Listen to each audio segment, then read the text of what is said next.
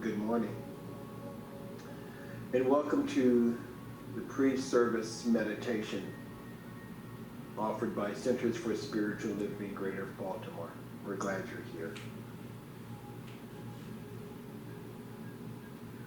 So this morning I would like for you to get comfortable, and if you're able to, close your eyes, straighten the back, and let's connect with the breath. Take a nice deep inhale through the nose, excuse me, and exhale through the mouth. We're doing that 2 more times. Inhale, exhale, inhale, and exhale with a sigh or a ah.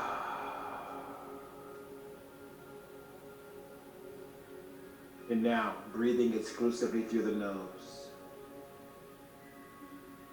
being aware of the breath. We inhale fully,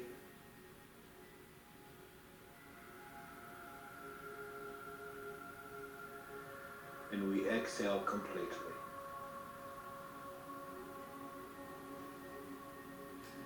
Keeping the breath slow, soft, smooth, silent, and sacred.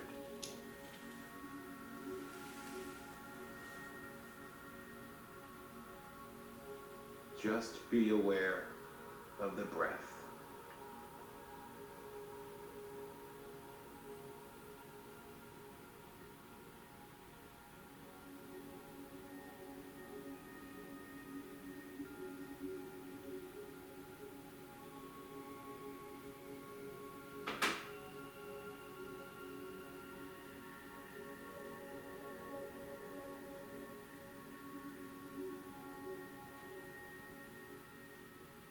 And if the mind drifts away from the breath, that's okay. Just lovingly bring your awareness back to the breath.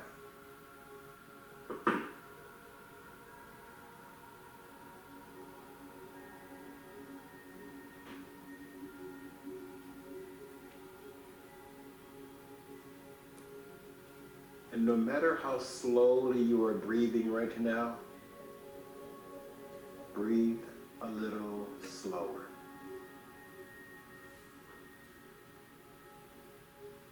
Not forcing it, just being it.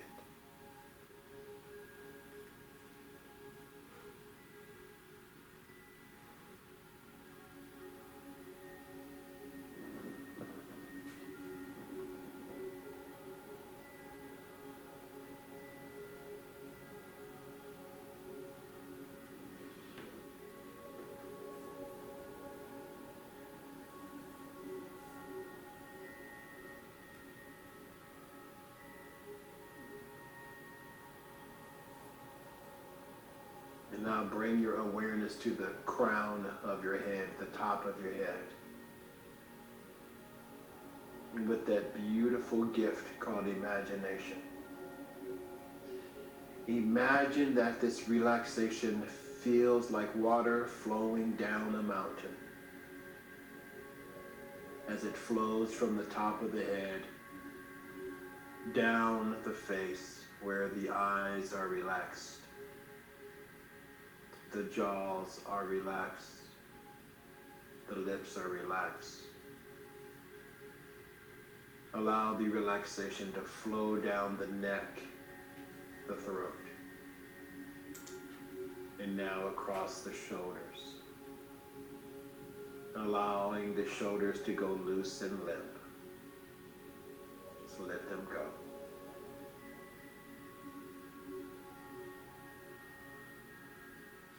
As we continue to breathe, we feel the relaxation flowing down the forearms, the upper arms, the elbows, the forearms, through the wrists, down the backs of the hands, through every digit of the fingers. Now relax the palms of the hands, and we breathe.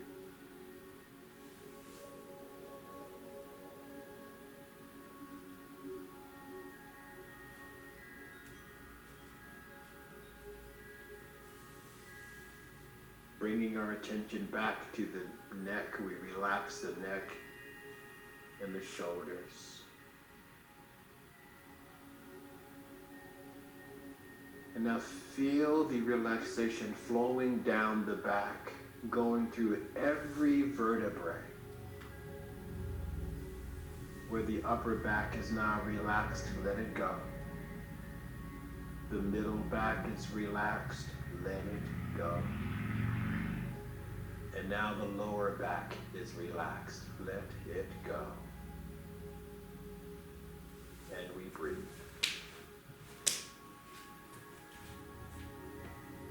As we inhale, we bring our awareness once again back to the shoulders.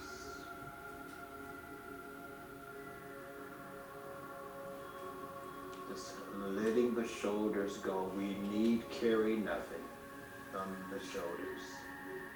Let it all go. And now feel that relaxation flowing down the front of the body where the chest is now relaxed.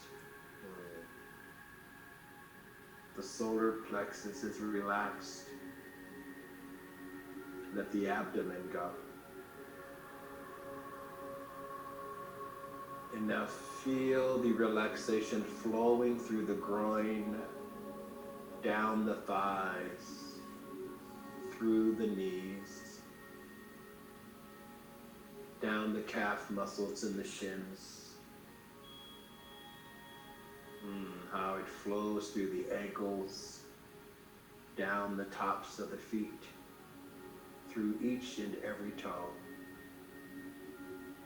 Feel the balls of the feet relax, the soles of the feet relax. Now relax the heels, and we breathe.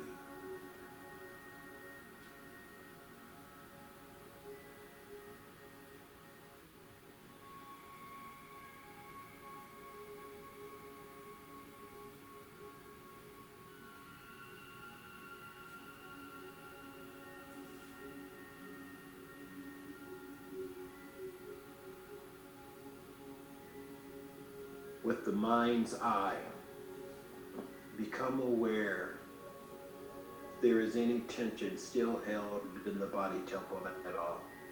And if there is, bring your awareness to that tension. Inhale, and on the exhale, allow that tension to dissipate, to go away. Let it go.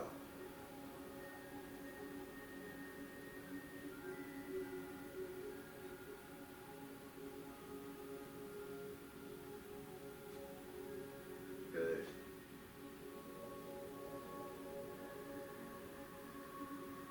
And we bring our awareness back to the breath.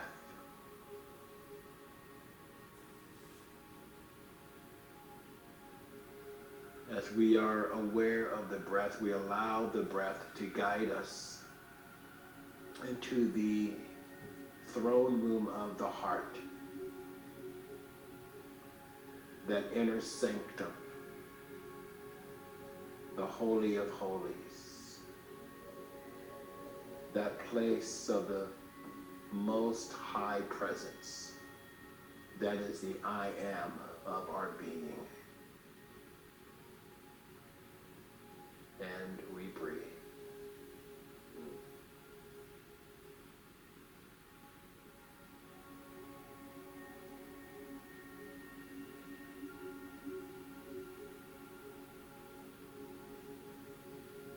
Imagine sitting in the presence of this I am of your being. Listening as if this will be the most important thing that you hear. For we have come here to this space in order to prepare the way for celebrating the divine truth.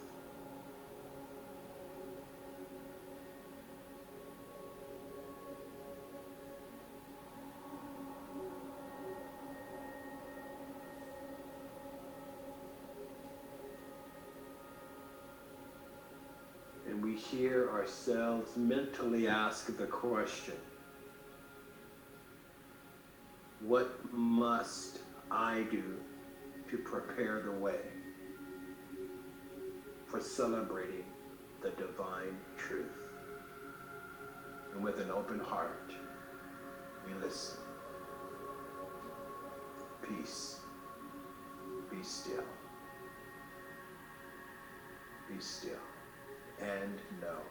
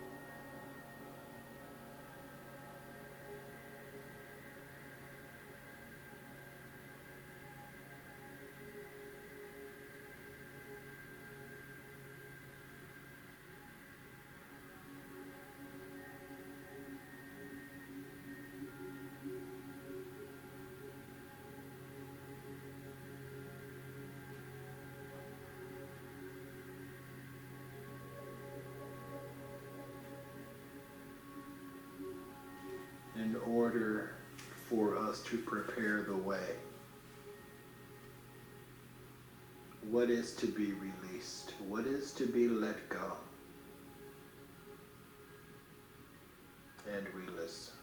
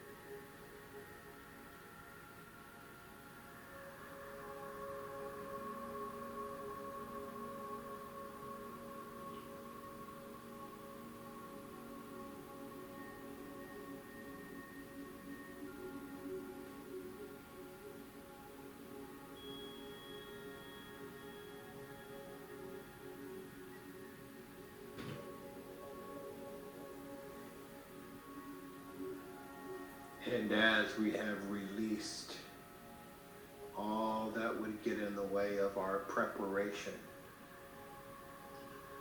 we are now open, receptive, and available to accept the guidance in preparing the way and celebrating the divine truth. What is to be accepted? And we breathe.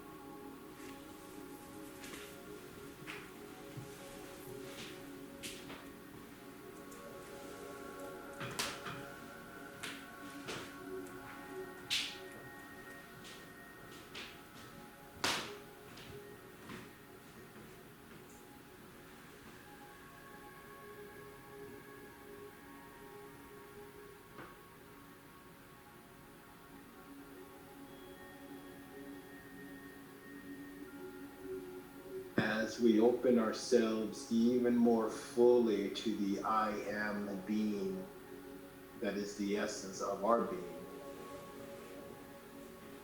we choose to ask the question, what gifts do I bring in celebrating divine truth? What gifts do we bring individually and collectively as a community?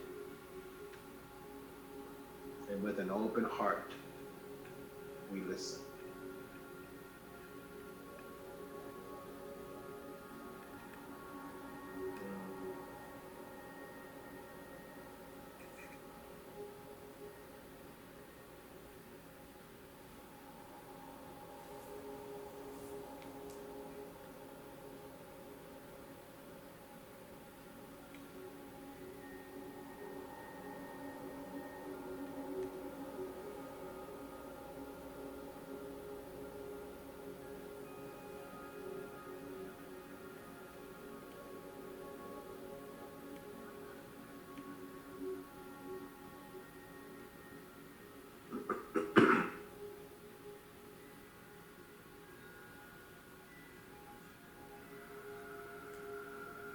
And so the way has been prepared.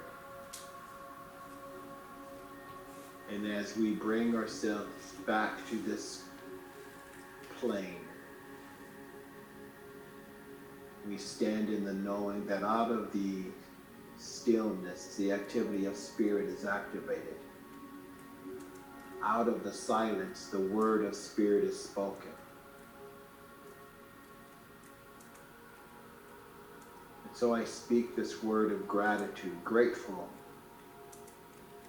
for this beautiful opportunity to hold this with the divine I am of our being. Grateful for the willingness in preparing the way for celebrating divine truth. And as we become aware of the room that we're in, we give thanks for this opportunity. As we become aware of the body temple, we give great thanks for this instrument of spirit that lives, moves, and has its being in, through, and as us. In gratitude, I release this time knowing that it is always here in the nowness of the breath.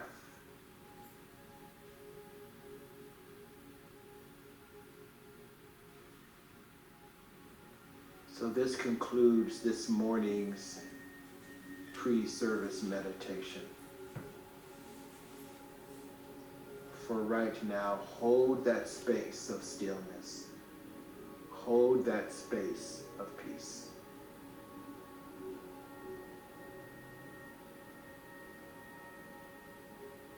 Peace and blessings.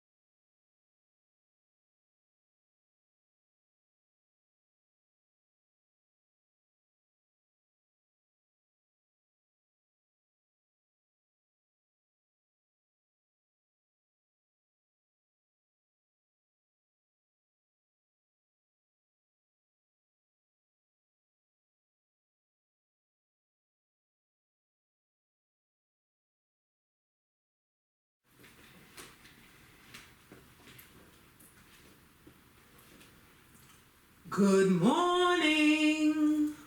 Excuse me. Good morning all, and good Sunday morning all. Woo! Ha! Ha! We've been prepped by pre-service meditation and then prepped some more by that lovely selection by Safi. And woo! We're ready now. All right.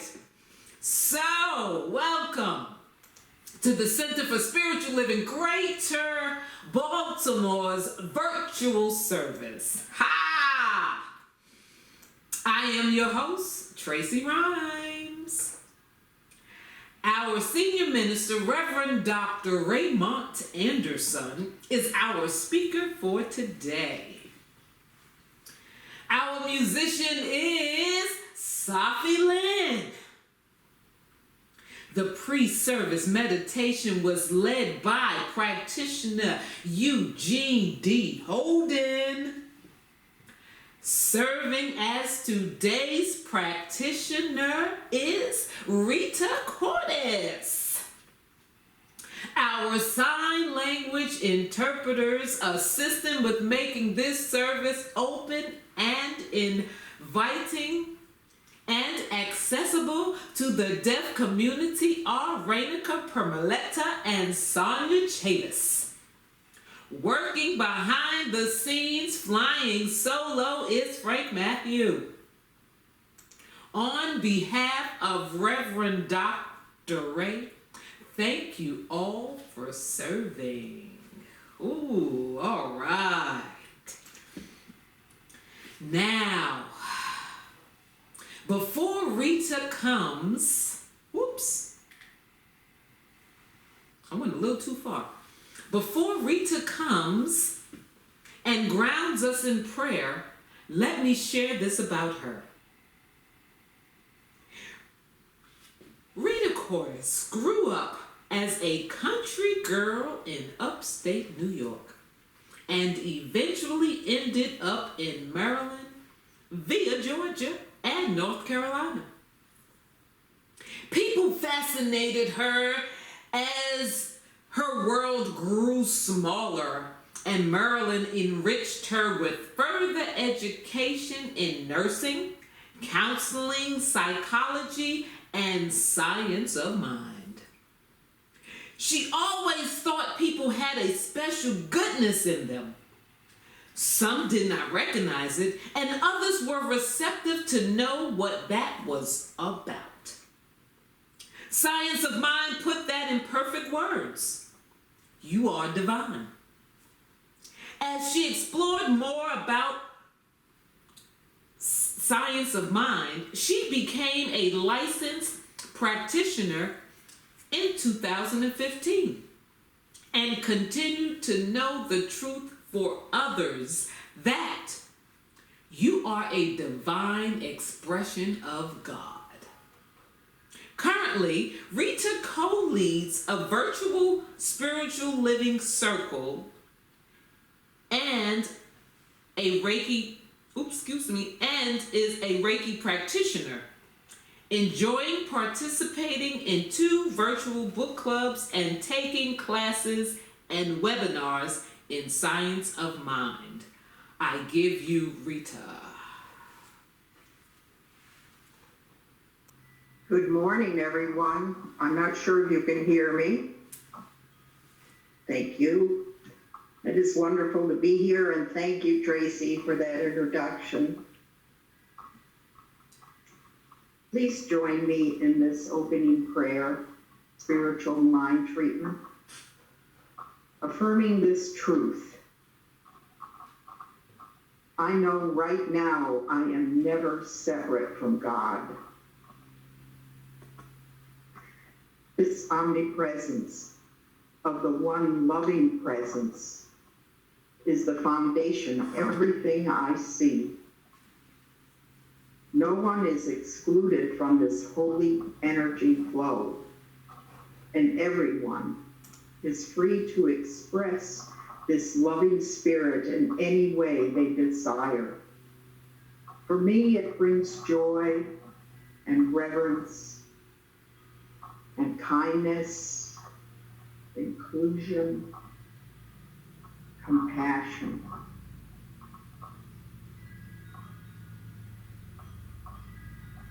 I let this divine wisdom fill me as I listen to my intuition. And from this, I learn that everything matters, that love is expressed, and anything is possible. I let my divine wisdom guide the way. I notice that you and I and everyone else are co-creators with the divine. We are one with this magnificent, powerful, all-knowing spirit.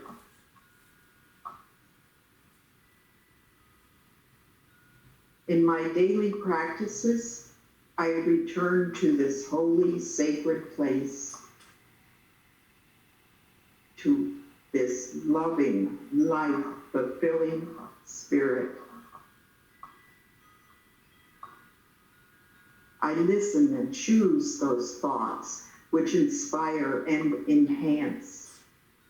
I form ideas that become clear on what is true. I connect with the divine and let it express through me. This is who I am.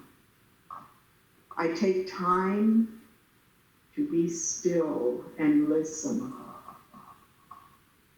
and then move forward from a fulfilling, compassionate vision.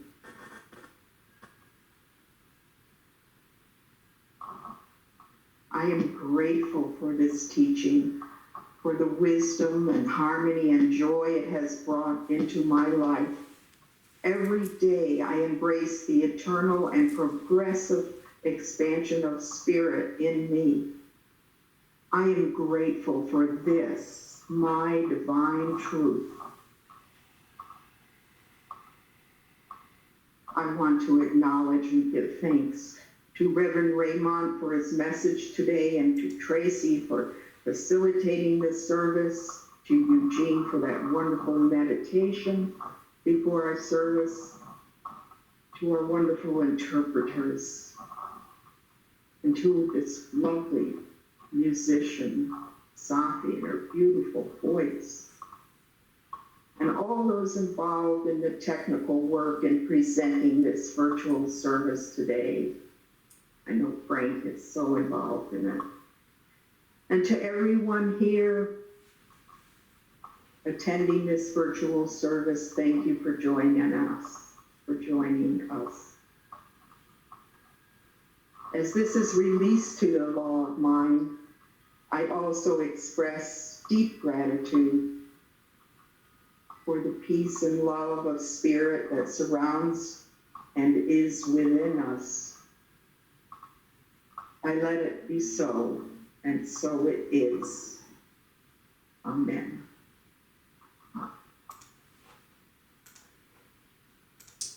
And so it is. Thank you, Rita. All right, so the Center for Spiritual Living Greater Baltimore's community honors the world's religions. One tree, many branches. One mountain, many paths. One world, many religions and spiritual traditions. With the lighting of these candles on the first Sunday of each month, we not only honor each person on their select path, but we also bless them and recognize the light, the love, and the life-affirming nature of spirit as it shows itself in each path, in each practice, and in each person. Whew. I have a few announcements for you. We currently have 2 weekly ongoing ways to study, to learn, and discuss. Wednesday nights, the Science of Mind textbook exploration group, facilitated by Reverend Dr. Ray. And you also can get a taste on Thursday nights.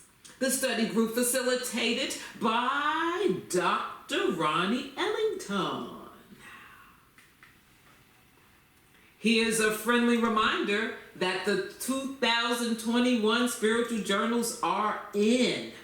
You can get your copy today by going to shop.csl.org. All right. There's still time. Virtual holiday festivities. Are you interested in planning something? Send an email to info@cslgreaterbaltimore.org to arrange and schedule. I want to pronounce that word correctly. All right, membership. If you are interested in becoming a member or renewing your membership, the Discovery class is available online. Contact us at info@cslgreaterbaltimore.org for more information. Sign up for the CSLGB newsletter at www.cslgreaterbaltimore.org for more information. And subscribe to CSLGB's YouTube page and follow us on Facebook and Instagram. Definitely visit the CSL Greater Baltimore and the CSL Greater Baltimore Facebook page for more news and information. All right, for those of you who are joining us for the first time, on 3, we shout. Yes, we do. We shout, prayer works. All right, on 3. 1, 2, 3. Prayer works. All right. I know y'all said it. With me. Y'all didn't leave me hanging. All right. So we, as a community, continue to treat and move our feet, knowing the truth for everyone. around the planet. Practitioners are available after today's service for one-on-one prayer and prayer requests. Prayer requests can be sent at any time to info@cslgreaterbaltimore.org. If you were with us after the pre-service meditation, you got a little taste, for those of you joining us for the first time, of our musician today. Safi Lynn is an international singer, songwriter, musician, and teaching artist who considers her music medicine to open hearts and feed the soul. With a performance degree from the Peabody Conservatory of Music, a #1 house music song in South Africa, 5 independently released albums with the 6th on its way, and a 2015 and a 2010 Individual Artist Award in Solo Performance from the Maryland State Arts Council. She sings songs channeled through her with a passion to open and connect hearts around the world. She is honored to also perform with her medicine music band, Overglow, and teach private voice lessons for those ready to release their singing voice and their fears using her own vocal ladder teaching method. To find out more about Safi, visit her website at www.sahffi.com. I give you Safi!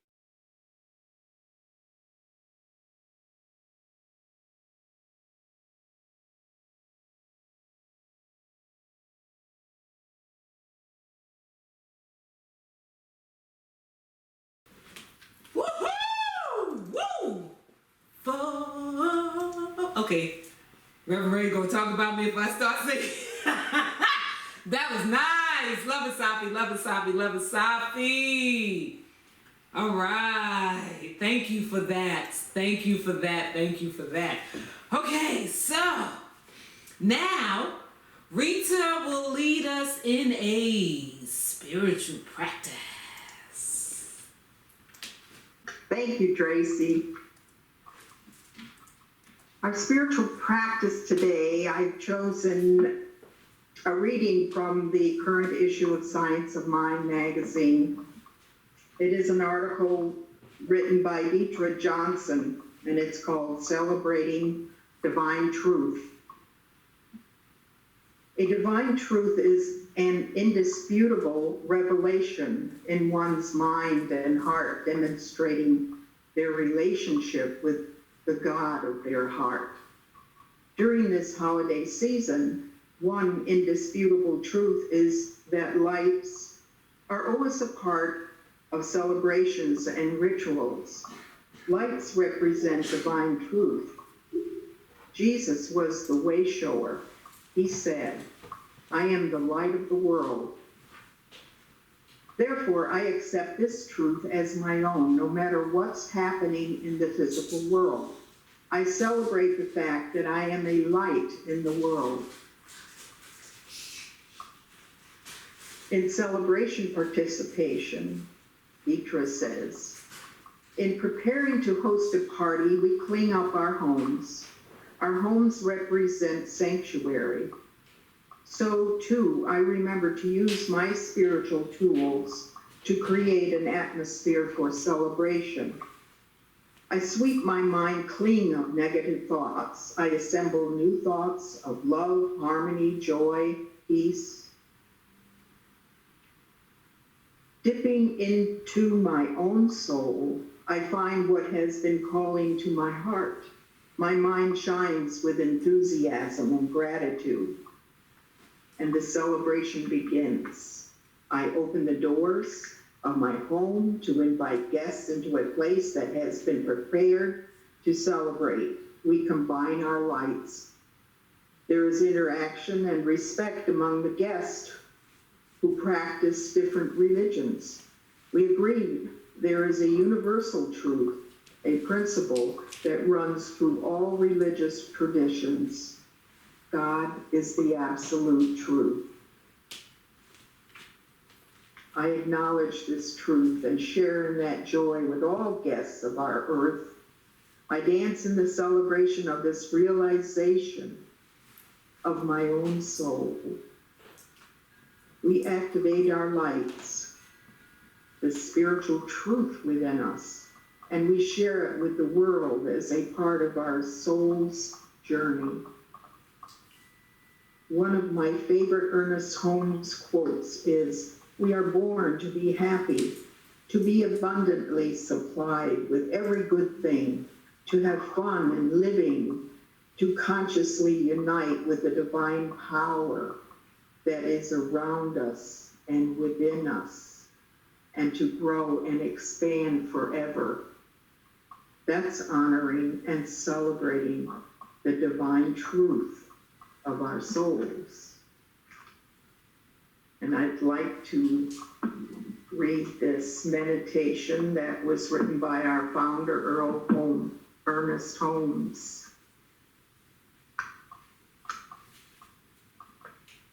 I know there is but one power in the universe, and this power is God. This God power, I am. This power manifests in and through all form, all people, all conditions, and is at the very center of my being. This power is life itself, and its nature is love.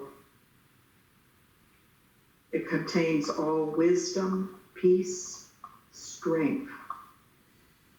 At the center of my being, I feel this perfection in me. I know it is all around me.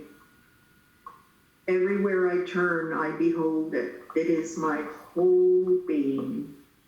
Every cell and atom of my being, my every thought and feeling, my every act is an expression of this God power. The intelligence within me is constantly guiding me. Clearly, I see the right thing for me to do. I know the right thing for me to say in every circumstance. This God intelligence within me deals with every situation harmoniously. I find life thrilling, stimulating. I know that love protects its own. I know that love now makes clear the way before me, eliminating every seeming obstruction. I am guided into an ever-widening unfoldment of being, and I rest in perfect peace. One with all life, my every need is now fulfilled. And so it is. And so it is. Thank you, Rita. All right. Are you ready? Are you ready? Are you ready? Are you ready? Are you ready? Are you... Okay. Y'all get the point of the question. Are you ready? I know you are. You ready for this? Ready for me to go sit down and stop singing? He is. So is Eugene. Eugene is loving this right now. No, he said sit down.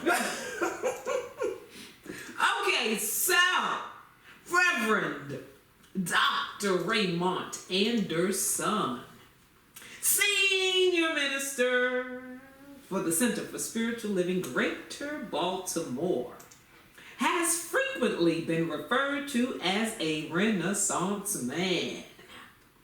One look at his resume and the reason becomes clear.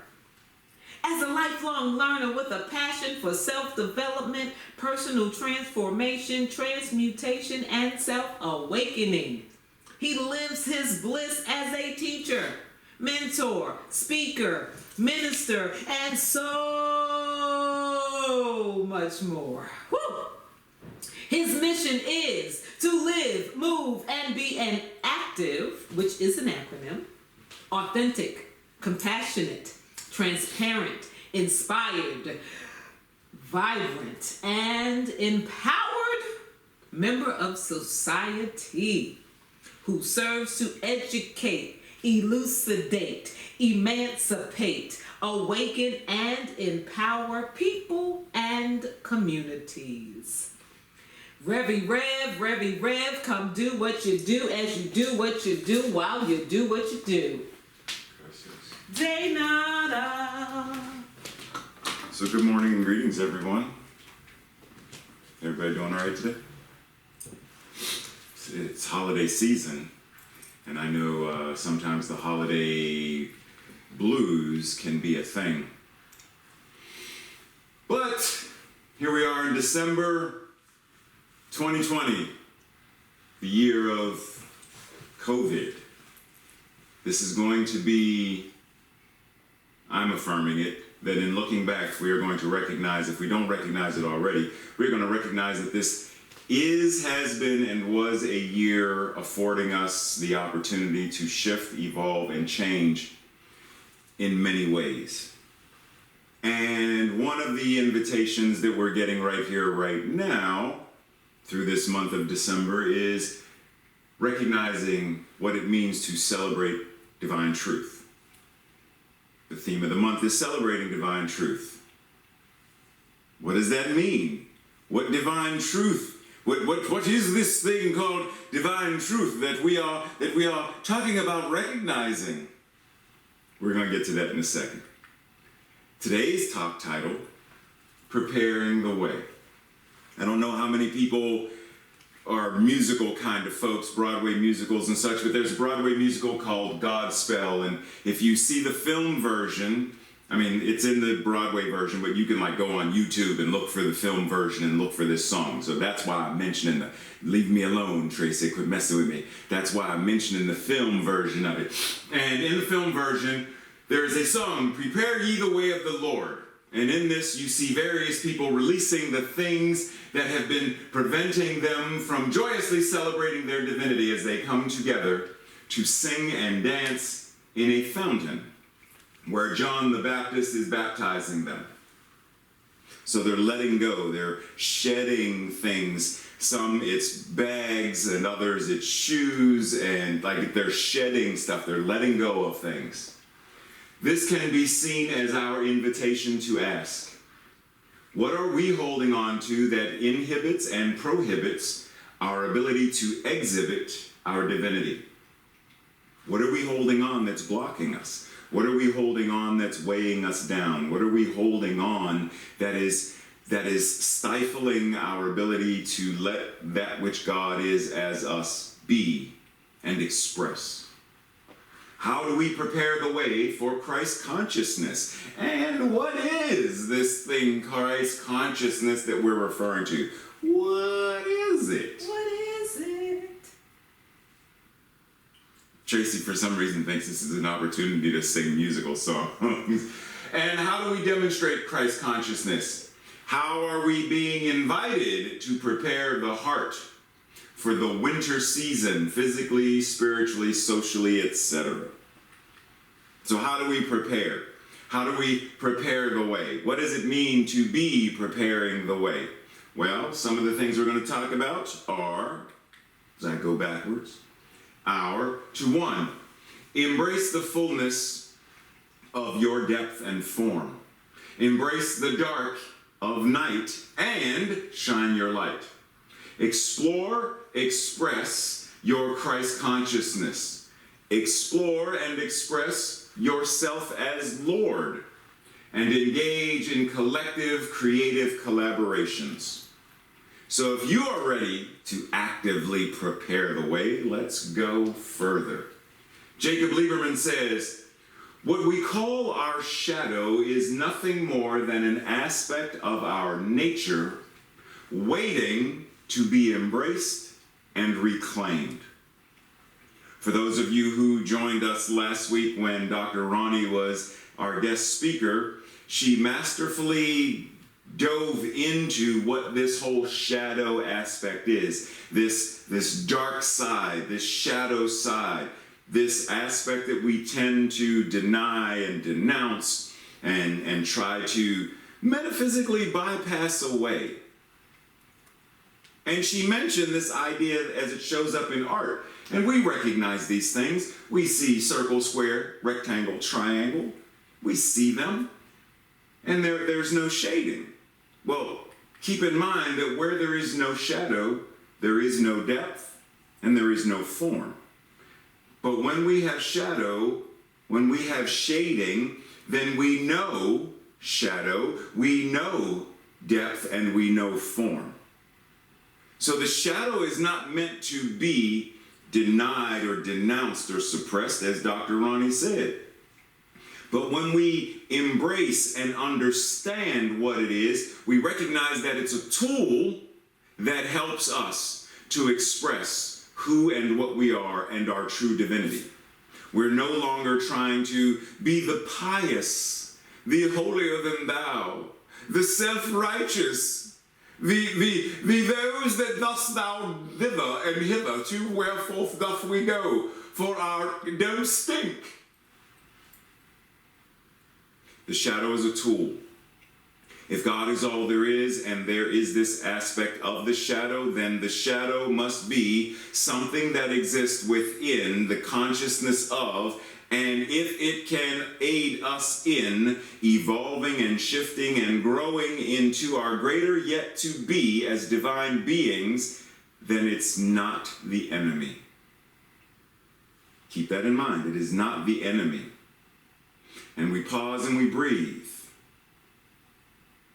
So this season, this time of year, many focus on the idea of the winter solstice. So there are a lot of folks who don't focus on Christmas specifically, don't focus on Hanukkah, don't focus on Kwanzaa, like they don't focus on anything. The more pagan-like religions or spiritual practices focus on the idea of what does it mean to ground in Mother Earth and Father Sky, and what does it mean to be in the darkest time, the darkness of the year? What does this season afford us the opportunity to recognize? Well, if we think about Joseph Campbell, then this is an invitation to go to that place where the treasure resides.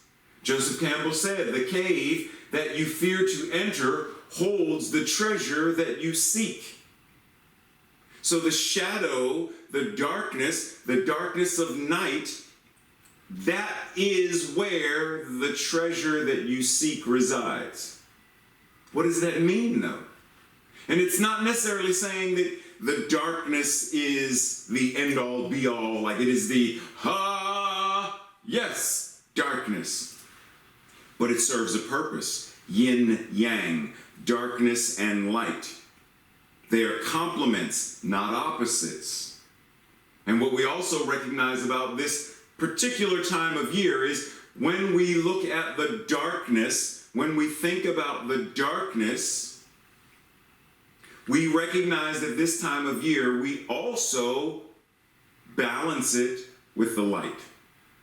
We recognize that whether it is the menorah of Hanukkah, the lights of Christmas, or the menorah of Kwanzaa, there is the lighting of candles, the lighting of lights, the restoring of balance, where we understand that it's not all darkness and it's not all light. Because if it was all light, then we wouldn't even be able to see the menorah. We wouldn't be able to see the Christmas lights. If it was so illuminated that it was so bright, we wouldn't be able to see it. But it's a balance between shadow and light, depth and form. 2 dimensions becomes 3. So where in our lives are we taking the opportunity to embrace, to balance, to align, to ground in what it is to be both and? Not to run from or hide from or deny, but to celebrate the truth of our being. And part of the truth of our being is, yes, we are that which God is. We are divine beings expressing and living this life. Yes. And in this form that we are in, we may experience sadness. We may experience grief. We may mourn. We may fall. And yet we may rise again. There's balance to be had. We may mourn and yet find joy. We may grieve and yet find love. Because the divine truth of our being is that's what we are. We are love. We are love made flesh. And if we deny any aspect of ourselves, rather than embrace it and heal it and reconcile it, if we deny it, then we are giving it free rein to metastasize. It grows, and it becomes the creature, the overwhelming demon that now binds us and enslaves us and forces us to suffer. But when we balance, when we recognize this idea of there is this truth of our being, the light of Christ consciousness that is the essence of all that we are, that this is the truth of our being, and we reconcile all aspects of ourselves as this, meaning we're not this thing one day and this other thing another day, meaning we're not aligning in Christ consciousness right here, right now, just because Eugene led us in pre-service meditation. We're not simply aligning in or as Christ consciousness because Rita opened us with the opening invocation and the in-service spiritual practice. We're not simply aligning and grounded in Christ consciousness because Safi illuminated us and rose our vibration with her song.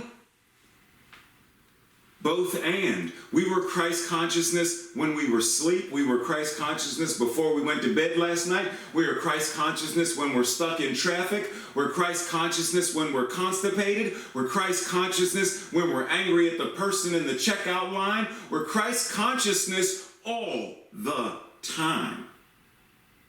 Question is, how often to this all the time are we tuned in and plugged in and recognizing and aware of and celebratory of? It's the truth of who and what we are all the time. This cannot change. There are some days I may feel happy and some days I may not feel happy. But when I'm not feeling happy, I'm still the light of Christ consciousness. And the days that I am happy, I am still the light of Christ consciousness. On the days that I feel depression, I am still the light of Christ consciousness. That doesn't change. But when we learn to embrace all of the icky, yucky, uncomfortable parts of us, then we find that even in the darkness, even in the darkest of nights, the darkest of times, we are able to recognize that without the dark of night, the stars could not be seen to shine so brightly, guiding us, inspiring us, and illuminating the way. It is precisely because of the deep darkness of the night sky that we are able to see constellations that guide us through seasons and guide travelers. It is precisely because of the darkness that we are able to see the light of our beingness. And if we deny the darkness, then in essence, we are denying the light as well. So pause and breathe. So just briefly, let's recognize, because I know there are some who, for a variety of reasons, get stuck on or stumble over the linguisticness of Christ consciousness. The reason it's Christ consciousness is because Ernest Holmes and many of the New Thought founders grew up in and created New Thought in a predominantly Christocentric environment. And so, because it's very Christ-centered, Christ-centric, Christ consciousness is the focus.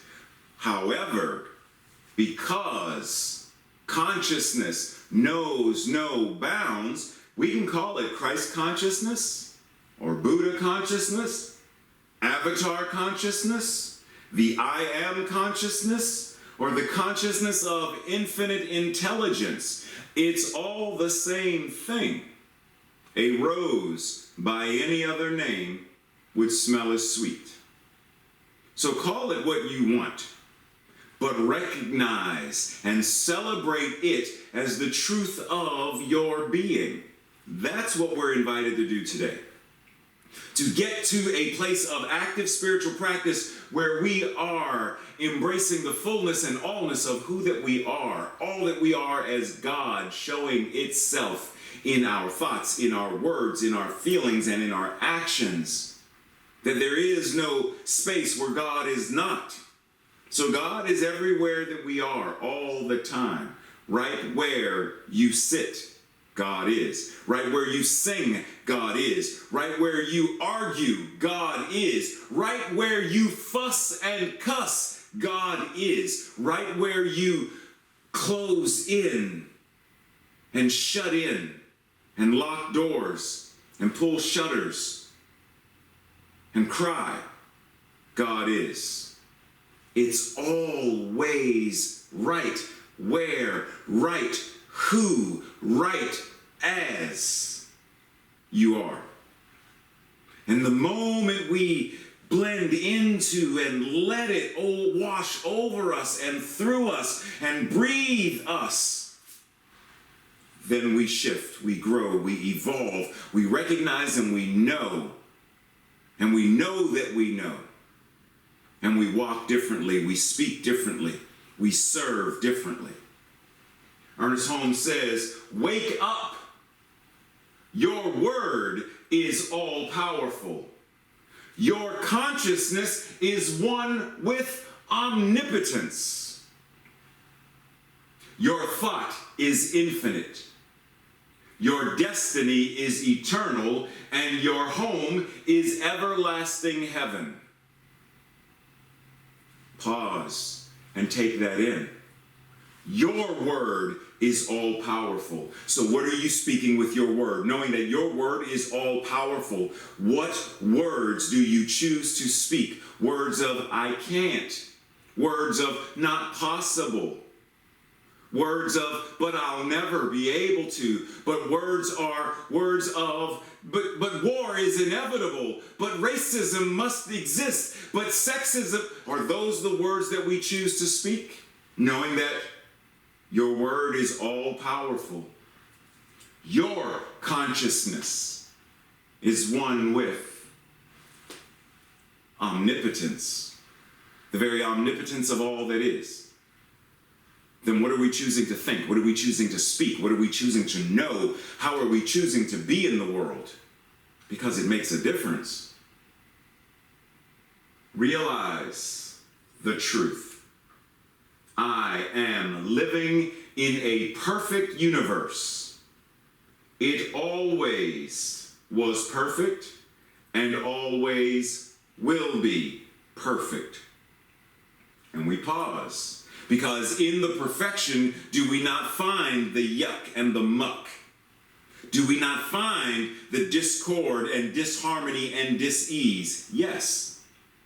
But that does not change the power and truth of the universe. What is true, period. The absolute is always perfect, always was, and always will be. And so, no matter how angry you get, no matter how pissed off you get, no matter how many times you fail, no matter how many times you fall, you must be perfect. There must be that part of you that is beyond failure, is beyond illness, is beyond disease. The universe is, was, and will forever be perfect. God is, was, and forever will be perfect. And what it is, you are. So the perfection that is, was, and forever will be, the truth of your being, does not change because we fall or fail, does not change because there is illness or discord or dis-ease. It doesn't change. Safi will tell you that the right and perfect A is always right and perfect. That perfect chord is always perfect, even when the strings are not in alignment and my A chord just sounds like a Q. The Q chord can't change the right and perfect A. And because the right and perfect A exists, I am able to tune my strings until I am now in alignment with the right and perfect A. So when I fall, then is it not time for me to tweak and align and twist and pray and meditate and be grateful and treat? Is it not time for me to vision? Is it not time for me to forgive and journal? Whatever my practice is that gets me back in tune with the truth of my being. And I must recognize that there is something out of tune in order to get back in tune. So recognizing the discord is how I get back to being of one accord. How often are we celebrating this truth? Wake up and know that you are whole, perfect, and complete. Right here, right now. No matter what pain in the back, no matter what pain in the cheek, no matter what pain in the shoulder, no matter what pain in the neck, no matter what is going on, there is a perfection. The universe is, it always was, and always will be perfect. So wherever we see discord, disharmony, dis-ease in the world, we know there is work that we can do to restore it and bring it back into the divine harmony of perfection that is. Because something's out of whack. Somewhere someone doesn't know, and they're acting from the I don't know.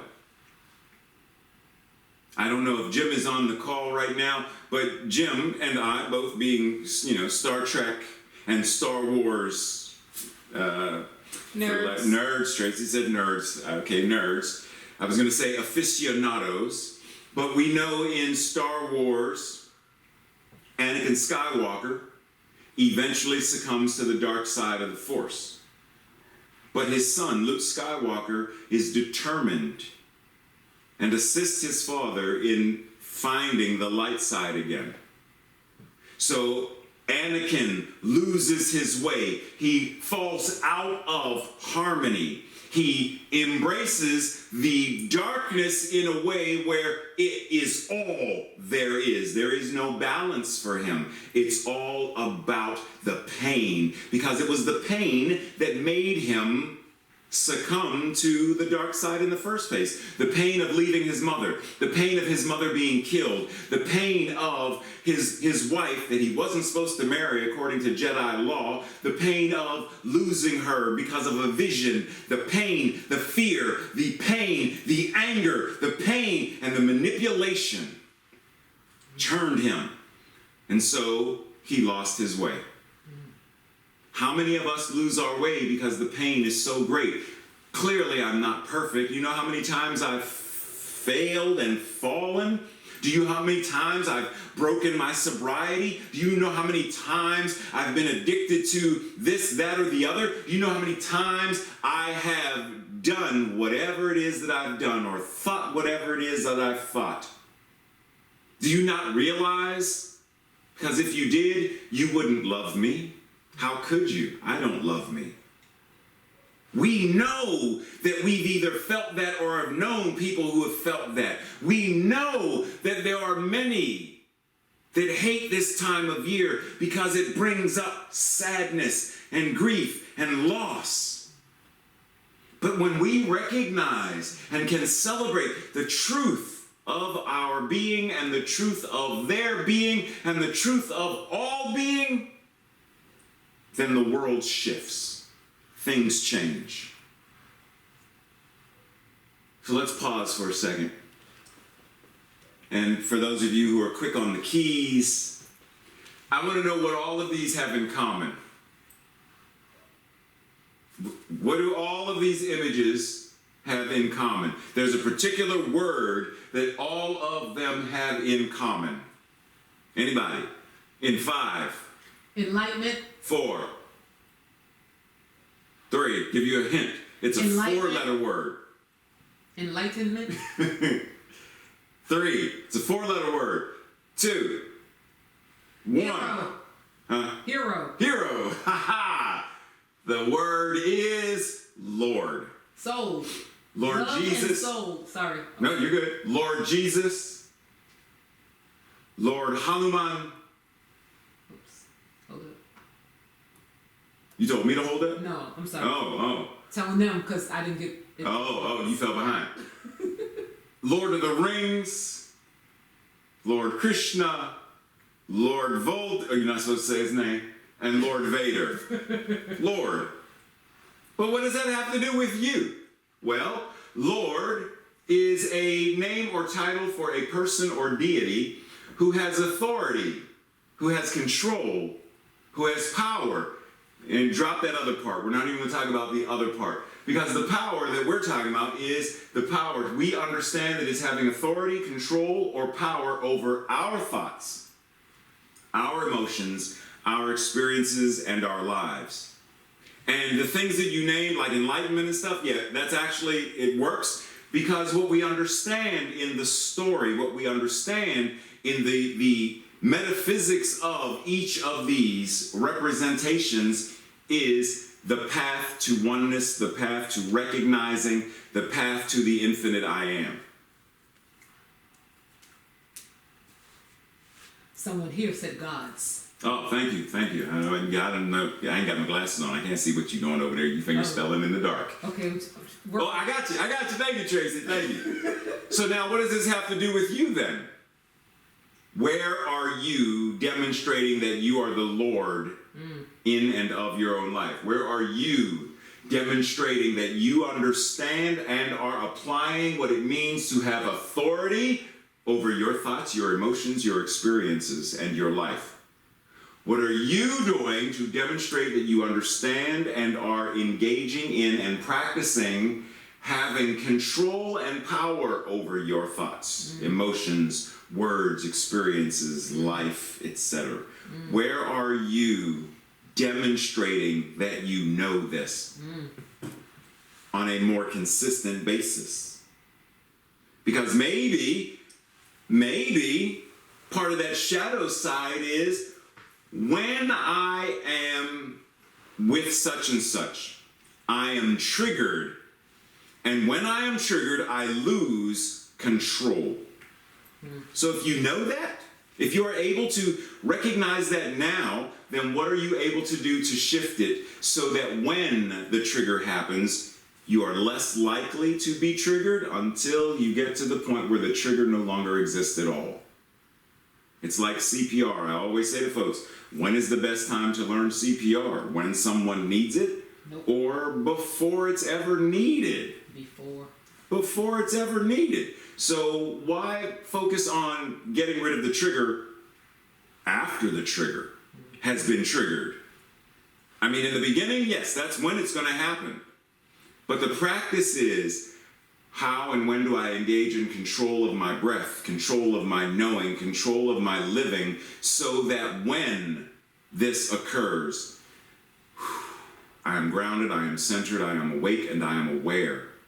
I know and know that I know, and I move from that knowing. Ernest Holmes says, since the explosion of the first atom bomb, we have read about the possibility of a physical chain reaction that might destroy civilization. as we understand it, civilization as we understand it, might be destroyed by this atomic bomb thingy. There is another kind of energy that is even more important. This is the energy of faith, of affirmative prayer, and spiritual meditation. There is no reason to doubt that in the field of spiritual consciousness, a chain reaction could be created which would bless the world, making it a world that works for all. There is no reason to doubt that a chain reaction will not manifest a world that works for all. But okay, chain reaction. How do we get there? How do we develop this kind of energy? You do the exact same thing that other folks did or have done to shift or change the world. You gather together. For where two or three or more are gathered in the name or the nature of the infinite I am, that which is the nature of this perfection is.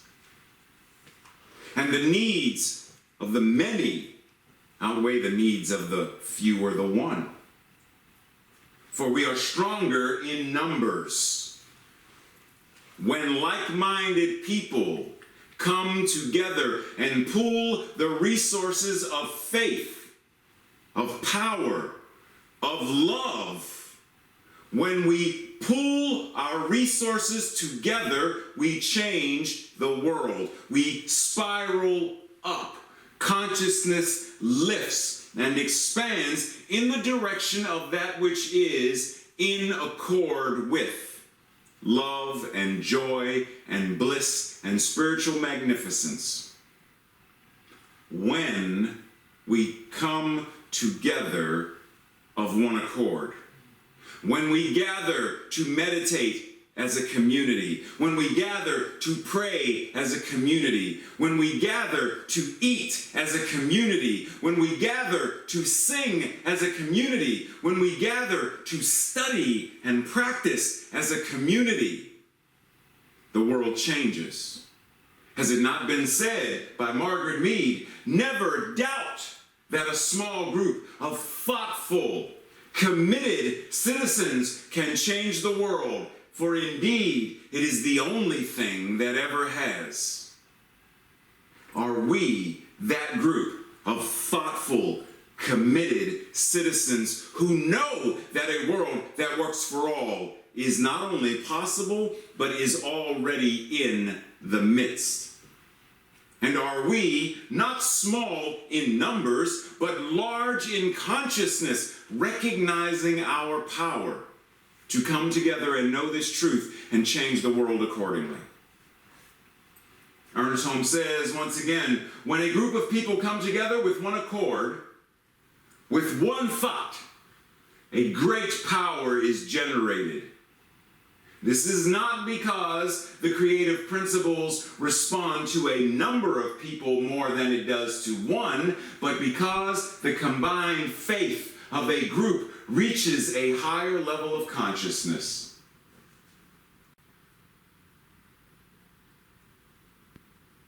Doesn't matter specifically the numbers, but it matters the intent. It matters the manner in which we come together. It matters in terms of how we align and how we walk the walk. Are we ready to prepare the way, to roll the red carpet of consciousness and walk accordingly, knowing that we are the Lord of our own lives, that we are the infinite I am that is ever becoming more and more of itself as us? Are we ready to practice this principle and live accordingly? What is the light of my being? The light of spirit? What is it indicating in and through and as me? What is this thing that what is it doing? What is it showing me? What is it trying to be in me and through me? And in my shining, what am I called to be, do, and to share with the world? Because if it's what I am, and I'm shining, even if I don't recognize it, then what is mine to be, do, and share? And since there seem to be sometimes where I don't seem to be as bright as I'd like to be, clearly there must be something that's causing me to take the dimmer switch of my life and turn it down, so I'm not shining that brightly. When I can't accept a compliment, when I can't be grateful for something or someone, when I can't give a compliment or speak a genuine word of, when I can't accept assistance and help, when I can't be grateful for, then I'm dimming my light. Anytime I criticize myself, I'm not good enough, I'm not sharp enough, I'm not quick enough, I'm not whatever enough. When do I tend to dim my light? With the title of Lord, what am I being called to steward in my life more effectively? How am I ruling and governing my most valued gifts, talents, qualities, and attributes? How am I stewarding the magnificence of my life? And what are these gifts, talents, and qualities? And how am I employing them? And if any one of us on this call or anyone watching YouTube later, if you feel like, or if the thought comes up, but I have no gifts, I have no talents, there are no qualities of me that would benefit the world or anybody else, then you're dimming your light. It simply means that somewhere someone convinced you something other than the truth of your being. Like Sidious convinced Anakin, Palpatine, convinced Anakin to be something else. Somewhere in our lives, someone convinced us of something that was untrue.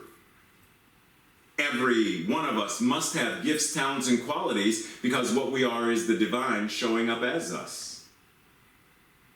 When do I tend to let others lord over me? When do I let others control me? Let others manipulate me? Let others dictate who I am and how I show up?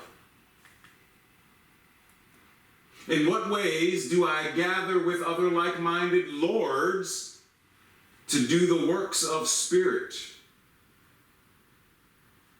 as it shows up in, through, and as us? Where and when do I gather with others in classes or book study groups or prayer sessions or meditation sessions or Reiki sessions or something? How do I gather? Because if I'm waiting only for Sunday to Sunday to Sunday, while that is great, if we are finding ways to do it more frequently, and it could be small ways, because small ways make great impact. So it doesn't necessarily mean you need to go meditate on a mountain for 10 hours every day of the week, because I'm not going to do it. And I ain't going to ask you to do something that I ain't willing to do. Although I might ask Tracy, never mind. Just saying. But in what ways do we gather together with other like-minded beings on a more consistent basis to pour into their lives and let their lives pour into ours, so that we are always giving from the overflow? Could it be classes, study groups, book discussion groups, affinity groups? And then lastly, what does it look like in my life to live in alignment with the consciousness of Christ, Buddha, the Atman, the infinite intelligence, the avatar, the whatever it is by any name? What does it look like? What does it feel like in my life to live in alignment with this consciousness, this truth of my being? This is your invitation to, journal about and think about and contemplate about and have conversation with someone about. Because the more we engage in this practice, the more we keep the gears oiled, the smoother the machine will run. Today's affirmation declaration is, I'll read it first and then together. Peace, joy, and the fires of illumination in my heart outpicture as peace, joy, and the fires of illumination in the world. My power is a direct demonstration of my acceptance and conscious expression of the Christ consciousness. Together. Peace, joy, and the fires of illumination in my heart outpicture as peace, joy, and the fires of illumination in the world. My power is a direct demonstration of my acceptance and conscious expression of the Christ consciousness. And we breathe, let all of that in.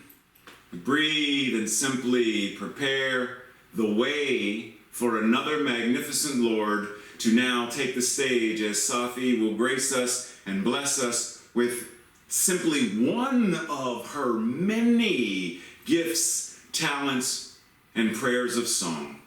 Put your hands together for Safi Len.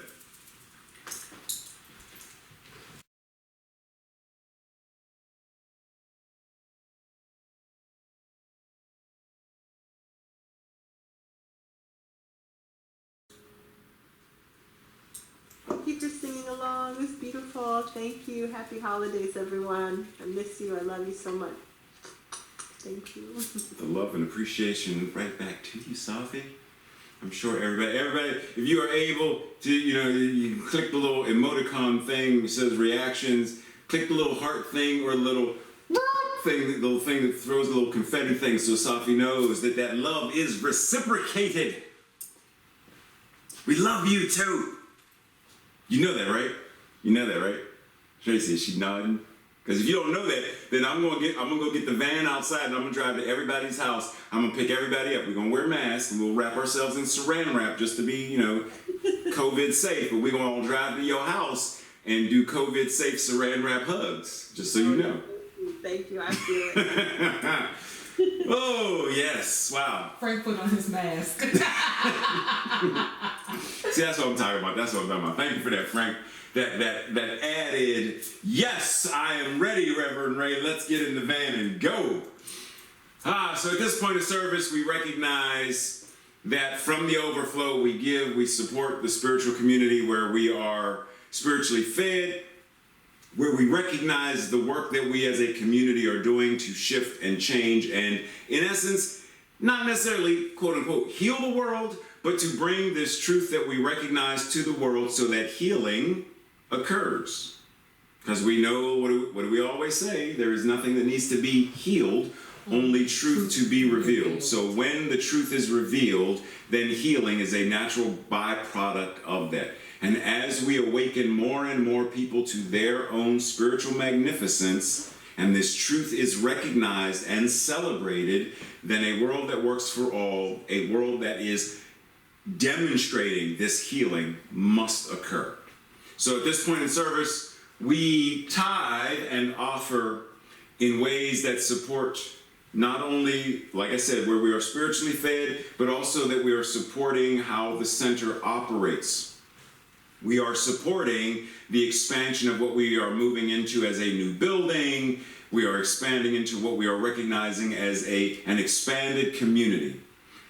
And so for those who may be new, we are recognizing at this point that the practitioner core of CSL Greater Baltimore has pledged $5,000.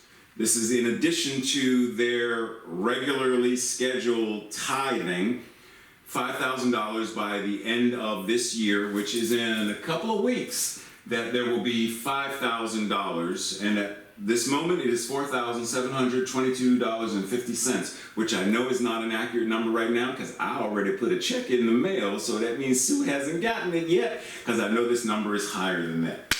So we recognize and we are appreciative of the practitioners. We're also appreciative of the community for matching thus far $1,250, matching towards that $5,000 as well. So blessings to the community and to the anonymous, whomever they are, tither, donor, who has said that they will match whatever the community matches. So if the community matches $3,000, they will match $3,000. So up to 5, this person will match. So this is 3 ways that we are actively demonstrating what it means for CSL Greater Baltimore to expand financially, to expand in terms of prosperity, to expand in terms of the good work that we are intending and starting to do and moving more and more into the world. So Thank you. Grateful to, through, and for you all. Yes, thank you. Now, how do you do so if you're not aware? How do I tithe? How? You can do so through PayPal, What?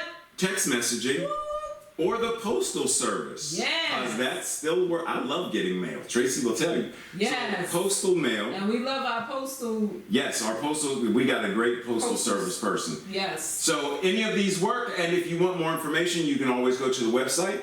And if there is some specific way you would like your tithe or donation to be divided, 50% towards youth ministry, 50% towards music, or 20% towards building, 80% toward, like, you can divide or separate however you want, or you trust the Board of Trustees to be the amazing, excellent stewards that they are to choose where and how to lord the finances accordingly.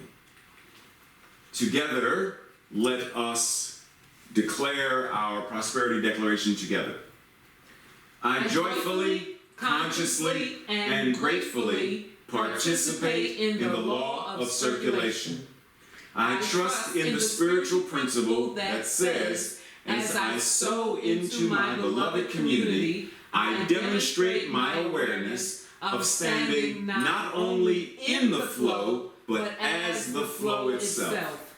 As I sow of myself, my time, my treasure, my talent, I demonstrate my support and engagement in my community's vision, mission, and purpose.